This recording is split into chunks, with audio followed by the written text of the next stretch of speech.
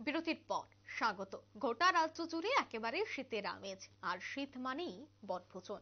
বিভিন্ন জায়গায় অনেকেই ছুটে যাচ্ছেন বনভোজনের জন্য। আজ দেখা গেল বৈষ্ণব ত্রিপুরার রাজ্য রূপানুগা বৈষ্ণব মহামণ্ডলী কমিটির পরিচালিত গর্জনমুড়া, শালগড়া এবং আমতলী গাঁও সভার অঞ্চল কমিটির উদ্যোগে এক বৈষ্ণব বনভোজনের আয়োজন করা হয়। কসবা কালীবাড়ি টিকটে 200-র অধিক সনাতনী ধর্মের বৈষ্ণবরা মিলে এই বনভোজন করেন।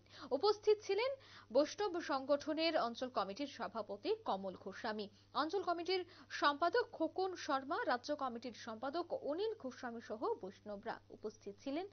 আজ কাকরাবন বিধানসভার বিভিন্ন বৈষ্ণবরা মিলে আজকের এই বনভোজনটির আয়োজন করেছে। সেই বিষয়ে বক্তব্য রাখতে গিয়ে অঞ্চল কমিটির সম্পাদক খোকন শর্মা সহ অন্যান্যরা কি বলছেন শুনুন। আমরা যে দীর্ঘদিনের বাসনা বৈষ্ণব সংঘের, যে আমরা সকলেই সব ছেলেরা সবাই পিকনিকে বনভোজনে যায়, কিন্তু দীর্ঘদিন ধরে বৈষ্ণব সমাজ আমাদের সাধু সংঘরা যে একটা বয়স হয়ে গেলে তারা কেউ যায় না। তো এখন আমরা সবাই মিলে একটা বন বিহারের একটা প্ল্যান করেছি। কারণ বন বিহার তো এখানে করতে হলে সাধু সংঘরা তো আর অন্য পার্কে গেলে হয় না, সেজন্য আমরা একটা ধর্মীয় প্রতিষ্ঠান কয়েকটা বেছে নিয়েছি। আজকের দিনে আমরা আমাদের এখানে উপস্থিত আছেন আমাদের রাজ্য কমিটির সম্পাদক শ্রীযুক্ত অনিল গোস্বামী মহাশয় এবং আমাদের অঞ্চল কমিটির যে প্রেসিডেন্ট তিনি এই কমল গোস্বামী মহাশয় এবং আমি নিজে। আমরা আরো এখানে আমরা ভক্তবৃন্দ, আমাদের এখানে প্রায় আমরা 5টা বড় বাস নিয়ে আমরা ভক্তবৃন্দদের নিয়ে আজকে এই কমলা সাগরে কমলেশ্বরীর মন্দিরে আমরা প্রাঙ্গণে এখানে উপস্থিত হয়েছি। সারাদিন আমরা গান কীর্তন করেছি, ভক্তবৃন্দদের আমরা যতটুকু পেরেছি আনন্দ দিয়েছি।